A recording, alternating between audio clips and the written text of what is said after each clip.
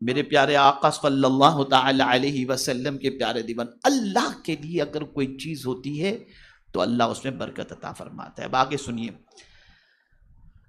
حضرت عبداللہ ابن مسور ہاشمی رضی اللہ تعالیٰ عنہ سے روایت ہے کہ رسول کریم صلی اللہ علیہ وسلم نے ارشاد فرمایا، دیکھیے یاد رکھیے، جب کبھی حضور کا کوئی فرمان سنایا جائے تو کان لگا کر الرٹ ہو کر کے ایک دم بالکل سنیں کہ حضور فرما رہے ہیں۔ قرآن نے اس کے بارے میں کہا، یا ایھا الذین آمنوا لا تقولوا راعنا وقولوا انظرنا واسمعوا، غور سے سنو جب حضور کی بات تمہیں کچھ سنائی جائے تو ادھر ادھر توجہ نہ رکھو، اپنی باتوں میں نہ لگ جاؤ، اس لیے کہ یہ وہ رسول کی بات ہے جس کی بات خدا بھی سنتا ہے۔ اس لیے جب حضور کی بات سنائی جائے تو غور سے سنو، اور حضور جب فرمائے تو اس پر دماغ بھی لگاؤ، اور حضور کے فرمان پر یقین بھی رکھو۔ تو اب دیکھیے حضور صلی اللہ علیہ وسلم کیا فرماتے ہیں۔ حضرت عبداللہ رضی اللہ تعالیٰ عنہ سے روایت ہے کہ رسول کریم صلی اللہ علیہ وسلم نے ارشاد فرمایا، اس بندے پر انتہائی تعجب ہے، یعنی سرکار صلی اللہ علیہ وسلم حیرت کا اظہار فرماتے ہیں، اس بندے پر بہت تعجب ہے۔ کس بندے پر؟ اب سنیے، جو آخرت کے گھر کی تصدیق کرتا ہے، یعنی وہ جانتا ہے کہ مرنے کے بعد مجھے خدا کی بارگاہ میں حاضر ہونا ہے، اور صحیح گھر تو آخرت ہی کا گھر ہے، اس کا یقین بھی رکھتا ہے، مرنے پر بھی یقین، مرنے کے بعد اٹھائے جانے پر بھی یقین، جنت پر بھی یقین، آخرت پر بھی یقین۔ اب حضور کیا فرماتے، اس بندے پر انتہائی تعجب ہے جو آخرت کے گھر کی تصدیق کرتا ہے، لیکن وہ دھوکے والے گھر کے لیے کوشش کرتا ہے۔ یعنی یہ دنیا جو دھوکے کی جگہ ہے، وہ جانتا ہے کہ آخرت اس کا گھر ہے، لیکن اس کے لیے کوشش نہیں کرتا، یہ فنا ہونے والی دنیا کے لیے کوشش کرتا ہے، وہاں کے لیے کچھ نہیں کرتا، اور تصدیق کرتا ہے آخرت کا گھر بالکل صحیح ہے۔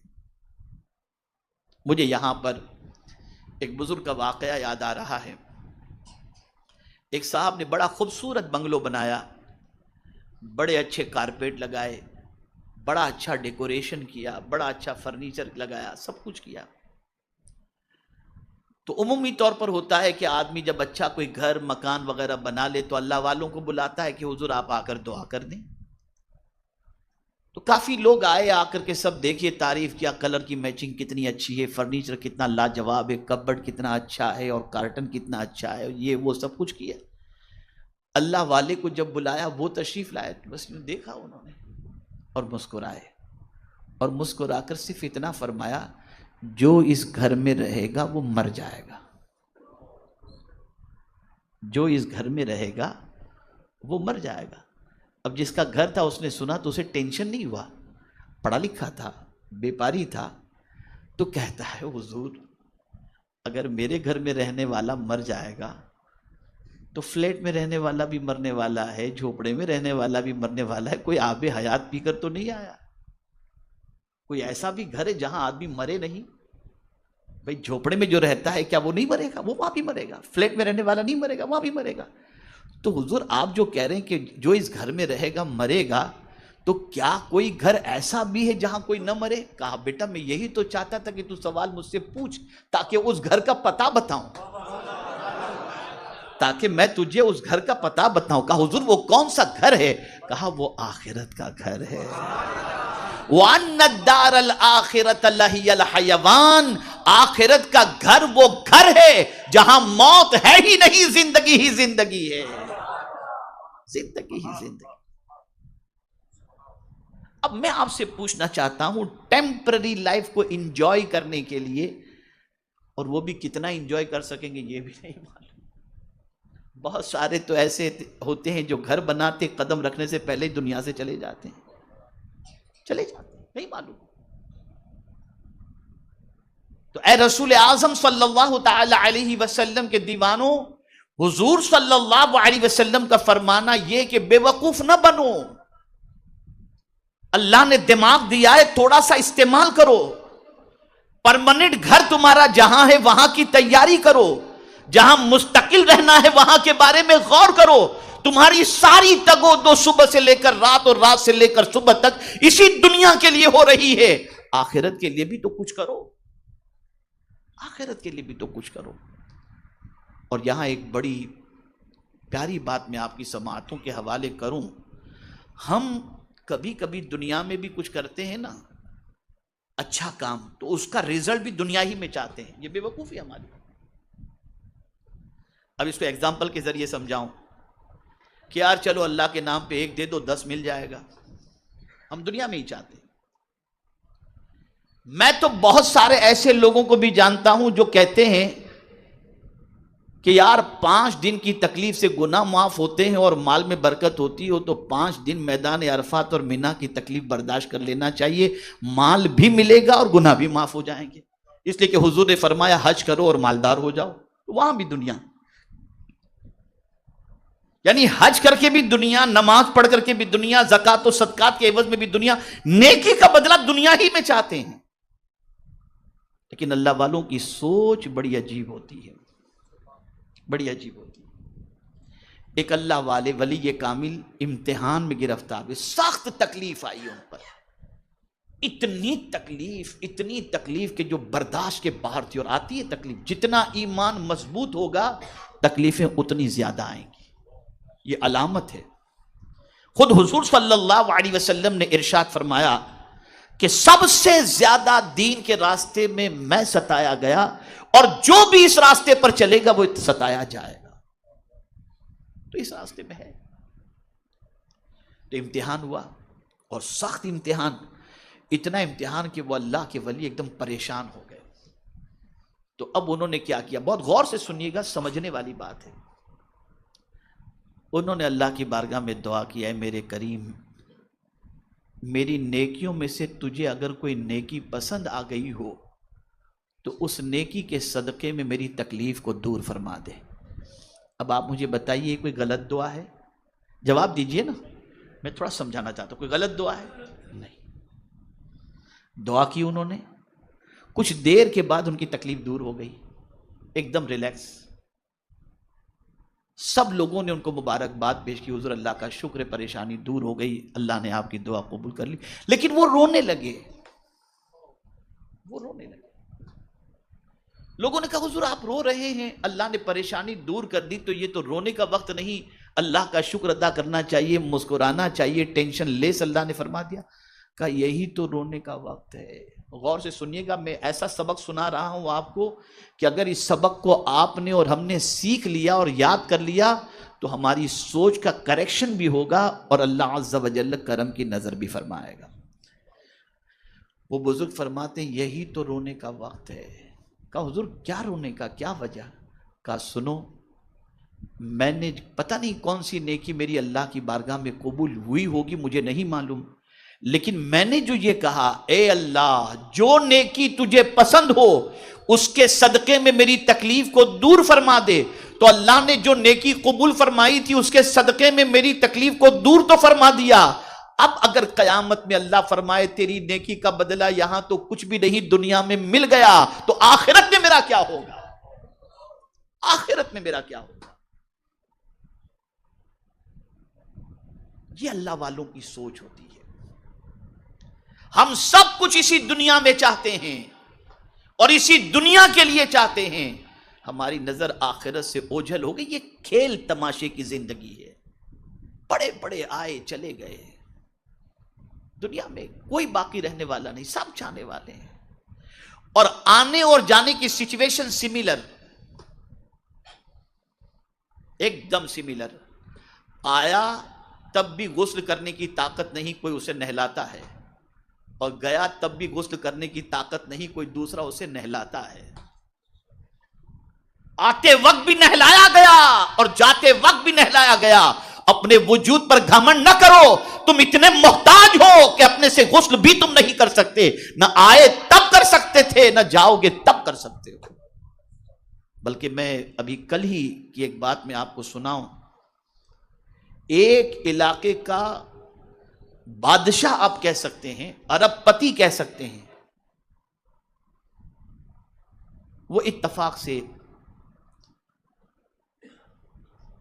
سیر و تفریح کے لیے میں بھی کبھی زامبیا ادھر ادھر میں جاتا ہوں، تو جب جاتا ہوں فارم ہاؤس کے اندر تو ایک دم سناٹا ہوتا ہے. بلکہ ابھی لاسٹ سفر جو میرا ہوا تھا ملاوی سے موزمبک کا، 18 گھنٹے، اور میں آپ کو بتاؤں بائی روڈ میرے اس سفر کے اندر آپ کو حیرت ہوگی کہ 8 گھنٹے یا 9 گھنٹے کے سفر کے اندر مجھے راستے میں ایک ہوٹل بھی نہیں ملی، اور سناٹا ایک دم بالکل تاریک، کوئی مار کے کاٹ کے پھینک دے پتہ بھی نہ چلے. تو ایک ایسا ہی پکنک اسپورٹ تھا. ایک صاحب گئے جو ملینر بلینر تھے، غسل کرنے کے لیے تالاب کے اندر انہوں نے جیسے ہی چھلانگ گئے، مر گئے. اب جب لاش پھول گئی، نکالا گیا لاش کو، تو ایسی پوزیشن تھی کہ پہچان مشکل تھی، یہ کون ہے کیا ہے. پولیس آئی، تحقیق کی، بہت اناؤنس کیا، پتہ نہیں چلا کہ یہ کون صاحب ہے مرنے والے. اب اتفاق سے وہ گاؤں مسلمان کا تھا، اس بندے کے بارے میں تحقیق پر پتہ چلا کہ یہ مسلمان تھا. اب وہ اتنا غریب گاؤں کہ امام صاحب نے اس گاؤں کے اندر مسجد میں اعلان کیا کہ بھئی، اب گاؤں کی پوزیشن کیا ہوتی کہ لوگوں کے گھروں میں کفن نہیں ہوتے. گاؤں دیہات میں آپ چلے جائیں تو کھانے پینے کا، جہاں پر کسان وغیرہ ہوتے ہیں ان کے کھانے پینے کی چیزیں تو گھر میں ملیں گی، کفن بفن پیسہ بیسہ کیش اتنا نہیں ملے گا. تو گھر میں کفن وغیرہ تو تھا نہیں کسی کے. تو گاؤں میں اعلان ہوا کہ بھئی تھوڑا تھوڑا سب کچھ جس کے پاس ہو وہ تھوڑا جمع کرو تاکہ یہ لاوارث میت کی کفن کا انتظام کیا جائے. انتظام کیا گیا، کفن دیا گیا، دفن کیا گیا. بعد میں تحقیق پر پتہ چلا یہ فلاں گاؤں کا کروڑ پتی تھا، لیکن آ گیا تھا یہاں پکنک پر اور مر گیا. تو وہاں پر صوفیہ فرماتے ہیں کہ ذرا سوچو تو صحیح کہ تمہارے پاس سب کچھ ہوتے، ہم نے اپنے ماتھے کی آنکھوں سے زمین کی دراڑوں کو ہم نے دیکھا ہے، اور ان زمینوں کے اندر دراڑ کو دیکھنے کے بعد 2-3 دن تک تو چین کی نیند بھی نہیں آ رہی تھی. اور ہم نے ریلیف کیمپ کے اندر یہ ہے کہ تم یہاں کی جتنی فکر کرتے ہو اس سے زیادہ تم آخرت کی فکر کرو. یہاں کل کیا ہوگا نہیں معلوم، یہاں کیسے حالات، آخرت میں سچویشن یہ ہوگی کہ قرآن کہتا یود المجرم لو یفتدی من عذاب یومئذ ببنیہ. قیامت کے دن سچویشن اتنی خراب ہوگی کہ باپ بیٹے سے بھاگے گا، ماں بیٹی سے، دوست سے بھاگے گا.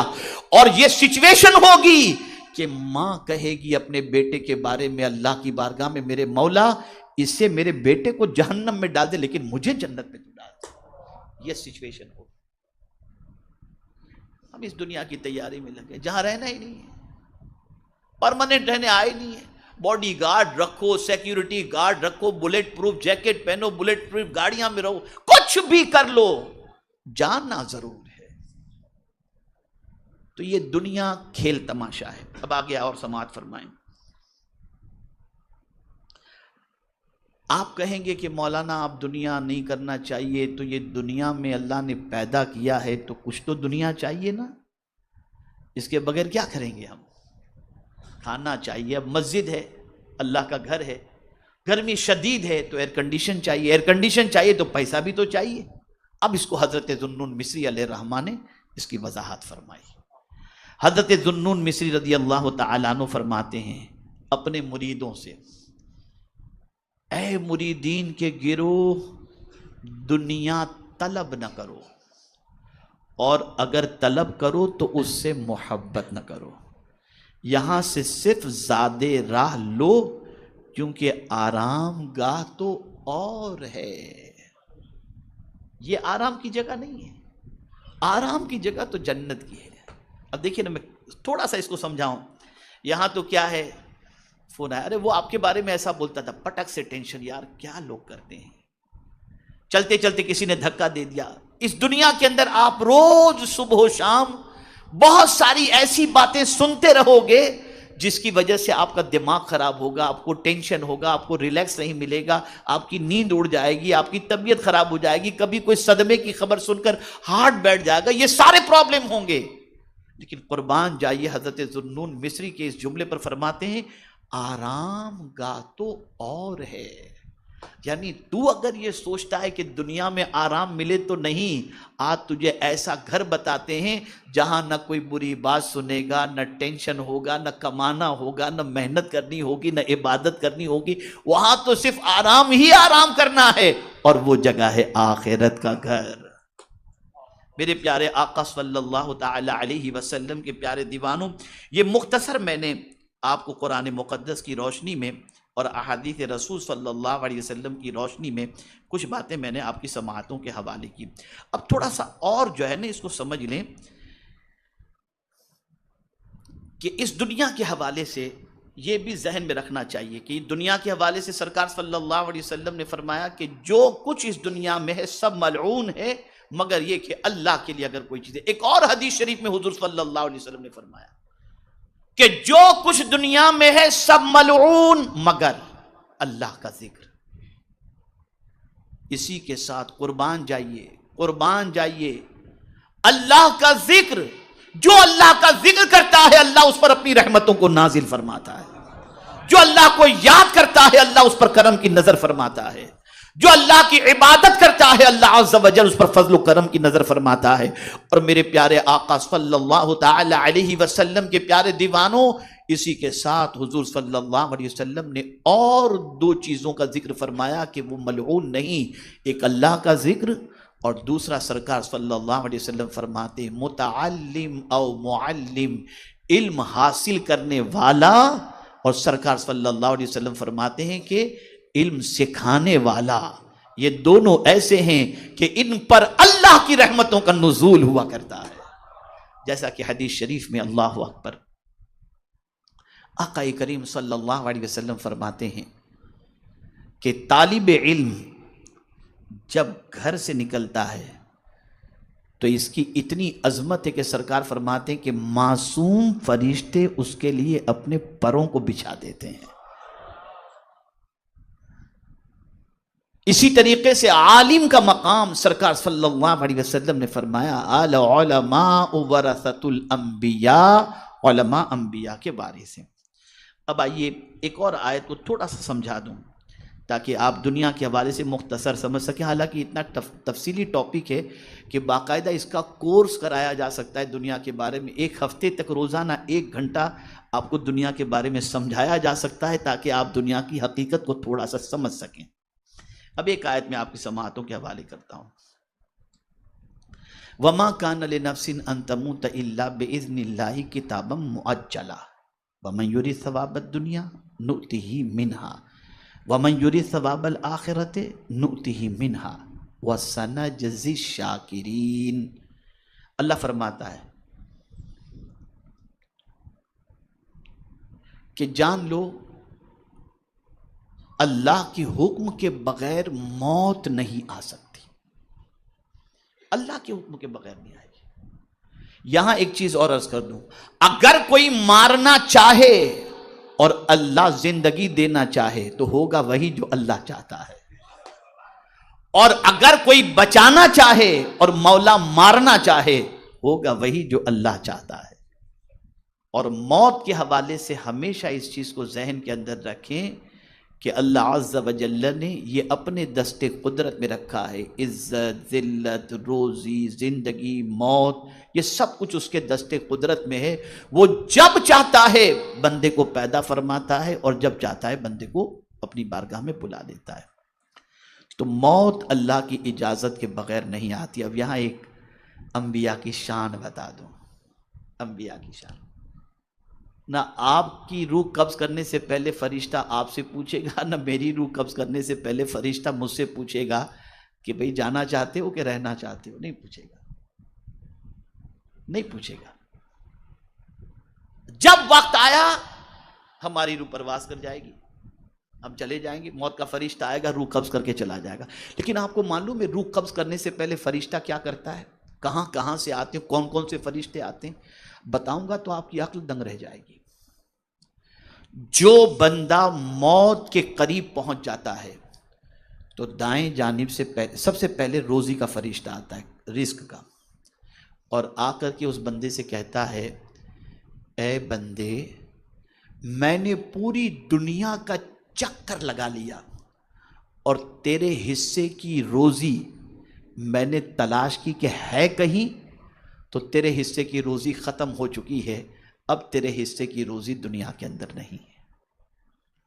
پھر وہ چلا جاتا ہے، دوسرا فرشتہ آتا ہے، اور دوسرا فرشتہ آ کر کے کہتا ہے میں نے پوری دنیا کا چکر لگایا کہ تیرے حصے کا پانی کہیں ہو تو میں تجھے پیش کروں، لیکن میں نے پوری دنیا کا چکر لگا لیا، تیرے حصے کا پانی کا ایک قطرہ بھی اب دنیا کے اندر نہیں ہے۔ اس طرح سے فرشتے پوری دنیا میں رزق ڈھونڈتے ہیں، پانی ڈھونڈتے ہیں، اور جب کہیں نہیں ملتا پھر آخر میں روح قبض کرنے والا فرشتہ آ کر کے کہتا ہے کہ اب تیری زندگی کی آخری سانس بھی ختم، اب چل خدا کی بارگاہ کے اندر۔ یہاں سے یہ بات سمجھ میں آئی، انسان جب تک کہ اپنے حصے کی روزی نہیں مکمل کرے گا اسے موت واقع نہیں ہوگی۔ اور مجھے یہاں پر غوث پاک کا ایک قول یاد آ رہا ہے، سیدنا غوث الثقلین رضی اللہ المولا تبارک و تعالیٰ عنہ فرماتے ہیں، اے روزی کے لیے در در بھٹکنے والے، تو جتنا روزی تلاش نہیں کرتا اس سے زیادہ روزی تجھے تلاش کر رہی ہے، تجھے تلاش کر، اس سے زیادہ روزی، اس لیے کہ تو روزی لیے بغیر مر ہی نہیں سکتا۔ تیرے حصے کی روزی جب تک تیرے پاس پہنچے گی نہیں، تو پا نہیں لے گا، تب تک تو مرے گا ہی نہیں۔ تو اب قرآن کہتا ہے وَمَا كَانَ لِنَفْسٍ أَن تَمُوتَ إِلَّا بِإِذْنِ اللَّهِ كِتَابًا مُؤَجَّلًا، اللہ نے ایک وقت